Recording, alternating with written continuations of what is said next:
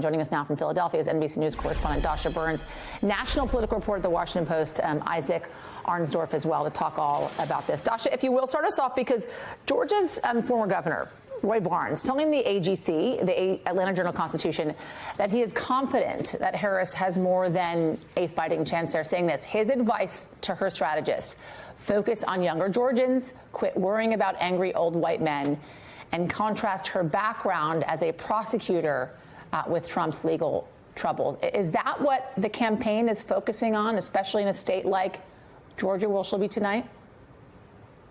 Well, look, all around it's a completely different battleground strategy, right? The Biden campaign was concerned about Georgia not looking good there. They were much more focused on the blue wall, on Michigan, on Pennsylvania.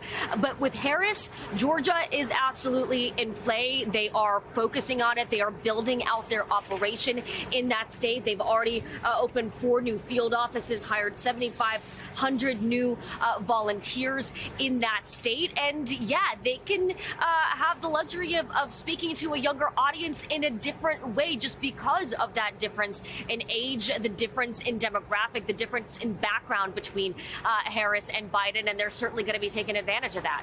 I know time is ticking for Veep stakes, and I know that you're in Pennsylvania for a reason. The possibility of the governor there being chosen as the vice president's possible vice presidential nominee. What are you hearing? Yeah, he's been really visible here over the last week or so. He just stopped by a youth basketball program here in North Philly where they've invested some money. He shot some hoops and talked to reporters about his history with Vice President Kamala Harris, telling us that he met her back in 2006, that he used her model as AG in California as inspiration for what he did here as AG in Pennsylvania. And I did ask him about his own prospects for VP. I asked especially about the history that a Harris-Shapiro ticket might make. Harris, of course, being a black woman at the top of that ticket, but he would also make history if selected and if elected as a man of Jewish faith. Take a listen to our conversation. What would a Jewish VP nominee mean in this moment? Again, I think this is a deeply personal decision for the vice president to make. Who she wants to run with, who she wants to govern with, and who can help best move America forward. I think there are so many people within the Democratic Party who are extraordinary people, extraordinary public servants, and she will make the best decision for her and the country going forward. You've been very careful about not saying you want the job, but Governors Gretchen Whitmer and Governor Roy Cooper took themselves out of the running. Would you be willing to say you don't want to take yourself out of it? I think this is a decision that the vice president needs to make. I'm not going to sort of get into the hypotheticals.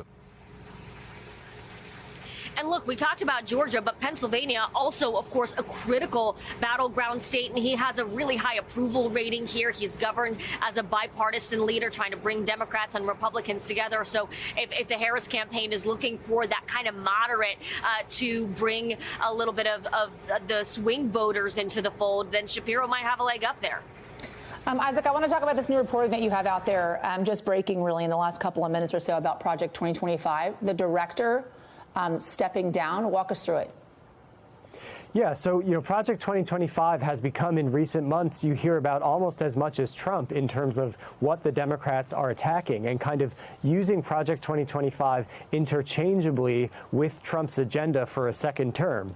Even though there is a lot of overlap, both in terms of personnel, likely alumni of Trump's first term, likely to return in a second term, and a lot of the proposals themselves, there's a lot of overlap. But that has really gotten under the skin of the Trump campaign, insisting that no one speaks for Trump except Trump.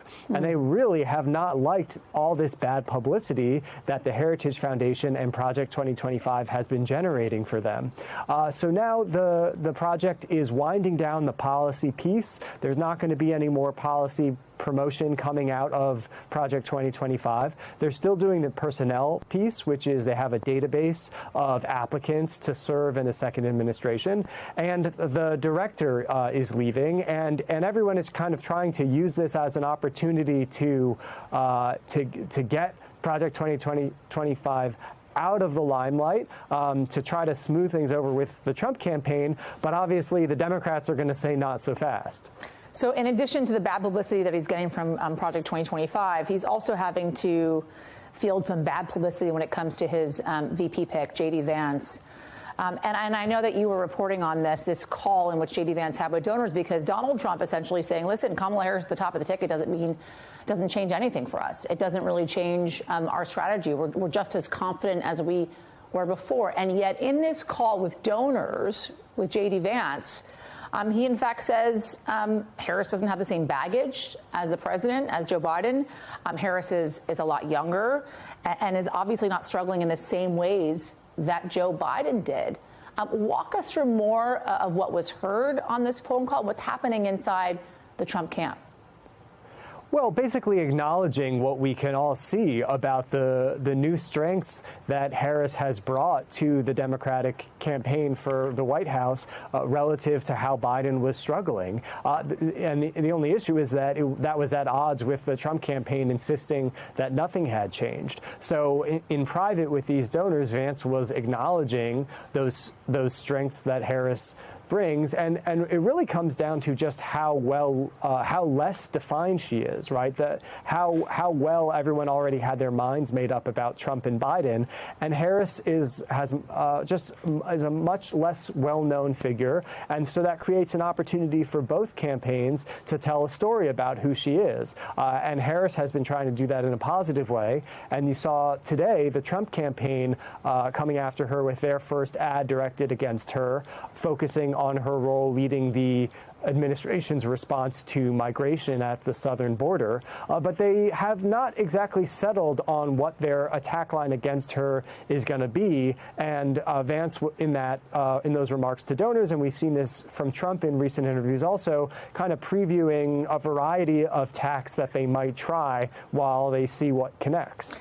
Dasha, quickly here, any reporting from inside the Harris camp that they're going to capitalize on this moment of J.D. Vance kind of acknowledging they have a tougher battle with Kamala Harris at the top of the ticket? Well, look, they're already trying to brand him before he can really brand himself, using words like weird, a kind of online, younger approach to attacking the other side of the aisle. So I have no doubt that they're going to use this moment of a bad news cycle for the Trump campaign with J.D. Vance and a moment of momentum for the Harris campaign. And that big question mark still about who her running mate will be, which will be another a moment for the Harris campaign to galvanize some attention and excitement. And we could get that name any moment now, really. Dasha Burns, thank you. Isaac Arnsdorf, thank you as well.